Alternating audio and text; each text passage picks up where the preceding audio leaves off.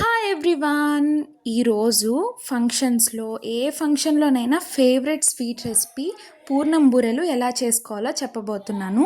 దీనికి 1 గ్లాసు మినప్పప్పు తీసుకోవాలి, 2.5 గ్లాసెస్ పలావ్ రైస్ అంటారు కదా, అది తీసుకోవాలి.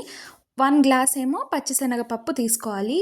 ఇదే గ్లాసు మెజర్మెంట్ అనమాట. దీంతోనే 3 తీసుకొని నీట్గా నానబెట్టుకోవాలి.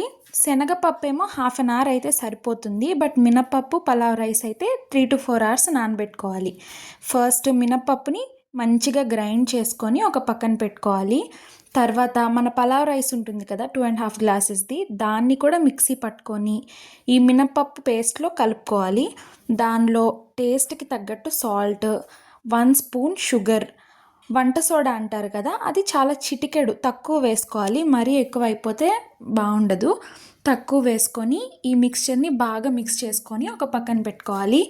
ఈలోపు మన శనగపప్పు బాయిలింగ్కి పెట్టాం కదా, అది ఒక 10 to 15 మినిట్స్ అయితే సరిపోతుంది. మరీ ఎక్కువ అయిపోయినా బాగుండదు. మెత్తగా కాకుండా కొంచెం కచ్చబచ్చగా రావాలి. అప్పటి వరకు గ్రైండ్ చేసుకోండి. ఇవన్నీ గ్రైండ్ చేసుకున్నప్పుడు ఏంటంటే వాటర్ కొద్ది కొద్దిగా వేసుకొని కలుపుకోవాలి. అన్నీ ఒకేసారి వేసేసుకుంటే మరీ కన్సిస్టెన్సీ పల్చగా అయిపోతుంది. ఈ మాత్రం చాలు, ఇలా ఉండాలి అంతే. ఈలోపు మనం బాయిల్ చేసి పెట్టుకున్న శనగపప్పు ఇదిగో ఈ మాత్రం ఉడికితే సరిపోతుంది అనమాట. దీన్ని పేస్ట్ చేసుకొని పక్కన పెట్టుకోవాలి.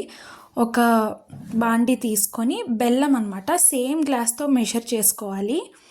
దీనిలో మనం ఏ ఆయిల్ వేయనవసరం లేదు, ఆటోమేటిక్గా అదే కరిగిపోతుంది అనమాట, మెల్ట్ అయిపోతుంది. సో అది బాగా మెల్ట్ చేసుకోవాలి. కొంచెం మెల్ట్ అయ్యేటప్పుడు లైట్గా వాటర్ వేసుకొని తిప్పుకుంటూ ఉండాలి. మరీ ఎక్కువ వాటర్ అయిపోయినా మెత్తగా మరీ పల్చగా అయిపోతుంది.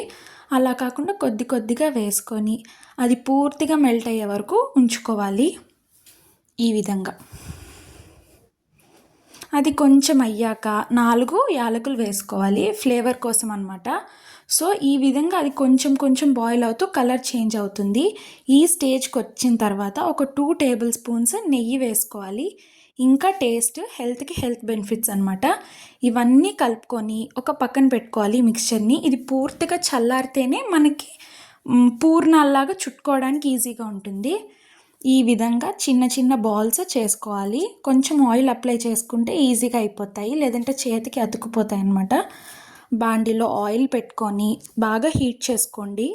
తర్వాత మనం తీసుకున్న పూర్ణాలు ఉన్నాయి కదా, అవి దీనిలో స్పూన్తో వేసి జస్ట్ పక్కనున్న పిండిని దాని మీద వేసి చేత్తో పట్టుకుంటే విరిగిపోతాయి కాబట్టి స్పూన్తో ఈజీగా వేసేసుకోవచ్చు. సో షేప్ మీరు ఎట్లా వేసినా మంచిగానే వస్తాయి. కాకపోతే కొంచెం జాగ్రత్తగా చేయి తగలకుండా స్పూన్తో వేసుకుంటే ఇంకా బాగా వస్తాయి అన్నమాట. ఈ విధంగా చూడండి.